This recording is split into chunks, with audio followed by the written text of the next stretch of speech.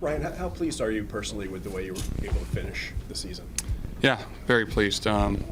It's always nice when you get more opportunity to kind of showcase who you are as a player, and I did what I wanted to do with the time that I was luckily granted with. So pleased with how I played there at the end, and just hoping that I can kind of motivate me for a good offseason. Jordan Hathaway said that you're the kind of player that he doesn't want to put a ceiling on because he believes that you kind of have the potential to really grow into someone really good. What would you say about your potential and where you'd like to see yourself going? Yeah, I've always believed in myself, and I think that's the biggest thing is an athlete and just any profession is you got to have that belief in yourself. And I've had success in all leagues prior to the NHL, and I don't see a difference here. I see a lot of guys that I played with growing up and playing against, with, and they're having success in this league, and I want to hold myself to that standard because I do have that belief in myself. Like Garnett, you also missed time due to a concussion as well. How hard was it to? He talked a little bit about the isolation factor and how hard it was to be away. And when he finally got back in the room, he felt like he got a little bit back to himself. How hard was the recovery for you to come back?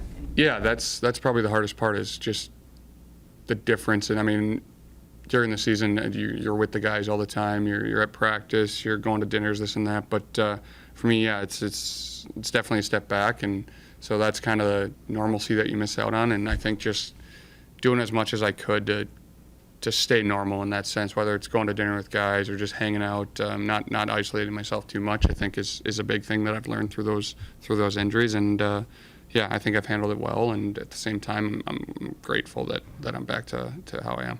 You've been wearing the tinted visor now since you came back. Do you like wearing it? I did, yeah. It's just I think everything is just a little less bright, and then it doesn't make too. I know some guys have a different outlook on it just because of how it can change the look from like looking out your visor or looking under it. But for me, it was good, so nothing crazy. Didn't want to mess with anything. You're scoring all those goals. yeah, exactly.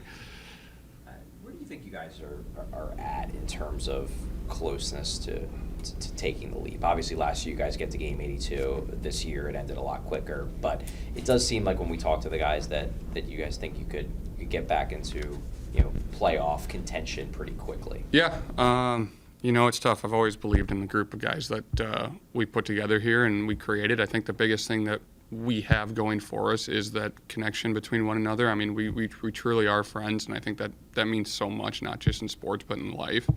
You can do special things when you really believe in one another and have each other's back. So that hasn't changed. I know we lost a lot of guys that were a big part of that, but at the same time, guys came in and other guys stepped up to kind of just create that bond and make it even stronger. So I think when you have that belief in yourself, it just makes everyone be a little bit better. And I think that's big for us moving forward. Is we're going to get new guys, younger guys, but at the same time, I think just having that culture is makes everyone fit in quite a way, and it makes that rebuilding process a little bit quicker, in my opinion. Who's driving that now with regards to when new guys come in? Yeah. Scott Lawton was one of the big guys who would welcome sure. guys when they come in. Now he's gone. So who do you think, and maybe it's you, who do you think is going to be the guys who make sure that young guys who get called up, guys who get traded for, guys you guys might add in the summer, get welcomed into the group quickly? Yeah, I think it's obviously you said Scotty was a big part of it. Morg, Beezer, they were great for that off-ice stuff, but I think we're so close that you kind of learn off those guys. I know they're gone now, but I learned so much in the year and a half that I got to play with those guys, and it's honestly collective as a group, and that's what you want. It's not one or two guys driving the bus. I mean, we do have a great leadership group with the Travises, Coots, but no, I think it's just everyone. You see one guy doing it, and it's just like, hey, I want to be like that. So I think from a standpoint of even younger guys to all the way up to the leadership group, we all do a good job doing that part. How much do you think the performance over those last 9 games left an impression on the organization about what they're thinking going ahead?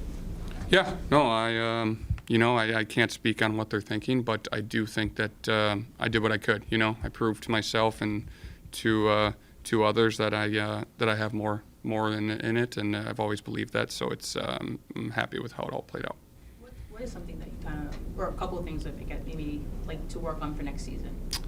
I'd say a big thing is always just being more direct. I feel like I like making plays and being a pass first person, but sometimes the right plays to just throw it on net. You know, I watch so many games in the NHL where you're like, how does that go in, or what's going on here? But a lot of it is just being direct towards the net. I mean, it's even if it doesn't go in, you're creating chances because you know defensively when a guy throws a puck on net, no one knows where it's going, and then all of a sudden you're in your D zone for 30, 40 seconds. So that's always one that I've tried to put an emphasis on, and I think that's kind of my main focus this year is locking that down, just being more direct, working on, because it's like when you're shooting pucks, like if you shoot more pucks, I feel like it's like a new tool, right? Like you're excited to use a new tool that you got. So I think just kind of driving that in my brain would be helpful.